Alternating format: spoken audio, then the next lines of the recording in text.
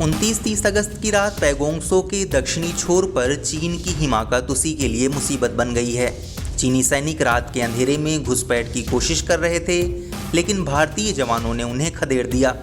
Media reports के मुताबिक भारतीय जवानों ने चीनी सैनिकों को न सिर्फ खदेड़ा बल्कि कई एडवांस लोकेशन पर भी अपनी पोजीशन ले ली।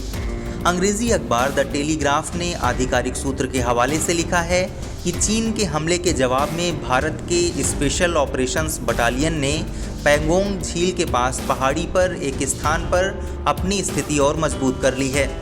भारत की इस तगड़ी कार्रवाई के बाद चीन बौखला गया है।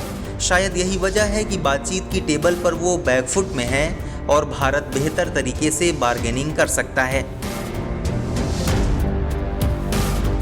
पूर्वी लद्दाख में पैगोंग त्सो झील इलाके में तनाव के बीच दोनों पक्षों के सेना कमांडरों ने एक और दौर की वार्ता की है। सरकारी सूत्रों ने बताया कि दोनों देश की सेना ने चुशुल में ब्रिगेड कमांडर स्तर की वार्ता की, जिसमें मुख्य रूप से पैगोंग झील इलाके में तनाव घटाने पर ध्यान केंद्रित किया गया। सूत्रों ने यह भी बताया कि सोमवार और मंगलवार को 6 घंटे से अधिक समय तक इसी तरह की वार्ता हुई थी, लेकिन कोई ठोस नतीजा नहीं निकला। उन्होंने बताया कि भारत ने पूर्वी लद्दाख में सामरिक रूप से महत्वपूर्ण कई पर्वत चोटियों और स्थानों पर कब्जा कर पिछले कुछ दिनों में रणनीतिक बढ़त हासिल की है। पिछले 2.5 महीने में भारत और चीन ने कई सैन्य और राजनयिक स्तर की वार्ता की है, लेकिन पूर्वी लद्दाख में सीमा विवाद का समाधान करने में कोई ठोस प्रगति नहीं हुई। गलवान घाटी में 15 जून को हुई झड़प के बाद से पैगोंग झील इलाके में यथास्थिति में बदलाव करने की चीन की ताज़ा कोशिश क्षेत्र में पहली बड़ी घटना है। गलवान की झड़प में 20 भारतीय जवान शहीद हो गए थे। चीनी सैनिक भी हताहत हुए थे, लेकिन चीन ने उसका विवरण सार्वजनिक नहीं किया।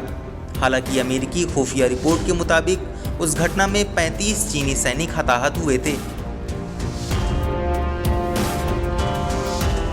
रक्षा मंत्री राजनाथ सिंह ने मंगलवार को पूर्वी लद्दाख में स्थिति की व्यापक समीक्षा की। इस सिलसिले में चली बैठक में विदेश मंत्री एस जयशंकर, राष्ट्रीय सुरक्षा सलाहकार अजीत डोभाल, प्रमुख रक्षा अध्यक्ष यानी CDS जनरल बिपिन रावत, सेना प्रमुख जनरल MM नरवणे, वायुसेना प्रमुख RKS भदौरिया सहित अन्य शामिल हुए थे। सूत्रों ने बताया कि लगभग 2 घंटे चली बैठक में यह निर्णय लिया गया है कि भारतीय सेना वास्तविक नियंत्रण रेखा के साथ सभी संवेदनशील क्षेत्रों में अपना आक्रामक रुख जारी रखेगी, ताकि चीन के किसी भी दुस्साहस से प्रभावी ढंग से निपटा जा सके। भारतीय सेना ने पैगोंग झील के दक्षिणी तट इलाके में आसपास अपनी उपस्थिति और बढ़ाई है। साथ ही टैंक तथा टैंक रोधी मिसाइलों सहित अधिक हथियार प्रणाली लाए गए हैं। इलाके में विशेष सीमांत बल की एक बटालियन तैनात की गई है। भारतीय वायुसेना ने भी पूर्वी लद्दाख में LAC पर चीनी हवाई गतिविधियां बढ़ने पर अपनी निगरानी बढ़ा दी है।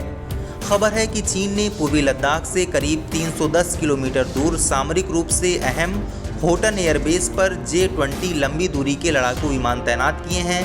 वहीं भारतीय वायुसेना ने भी पिछले 3 महीनों में अग्रिम मोर्चे के अपने कई लड़ाकू विमान पूर्वी लद्दाख और LAC पर अन्य स्थानों पर अहम सीमांत एयरबेस पर तैनात किए हैं। इनमें सुखोई 30, MKI, जगुआर और मिराज 2000 लड़ाकू विमान शामिल हैं। भारत और चीन में तनाव के बीच केंद्र सरकार ने तीसरी बार चीनी मोबाइल ऐप पर बैन लगाने की घोषणा की है। इस बार लोकप्रिय गेमिंग ऐप PUBG समेत 118 ऐप पर प्रतिबंध लगाया गया है। जिन ऐप पर प्रतिबंध लगाया गया है उनमें PUBG के अलावा लिविक, WeChat वर्क और WeChat reading, app lock, carrom friends शामिल हैं। सरकार टिकटॉक और UC ब्राउज़र समेत कई अन्य ऐप पर पहले ही बैन लगा चुकी है। सूचना प्रौद्योगिकी मंत्रालय ने IT एक्ट की धारा 69 के तहत शक्तियों का इस्तेमाल करते हुए इन ऐप पर बैन लगाया है। मंत्रालय की ओर से जारी बयान में कहा गया है कि सरकार ने ऐसे ऐप पर प्रतिबंध लगाया है जो भारत की संप्रभुता और अखंडता, भारत की रक्षा, राज्य की सुरक्षा और शांति व्यवस्था के लिए खतरा हैं। इस वीडियो में फिलहाल इतना ही। आप अपने सवाल और सुझाव हमें कमेंट करके बताइए। बाकी देश और दुनिया की ताज़ा तरीन खबरों की अपडेट्स के लिए हमारे चैनल लोकमत हिंदी को सब्सक्राइब कर लीजिए। अगर आप ये वीडियो फेसबुक पर देख रहे हैं तो हमारे पेज को लाइक और फॉलो कर लीजिए।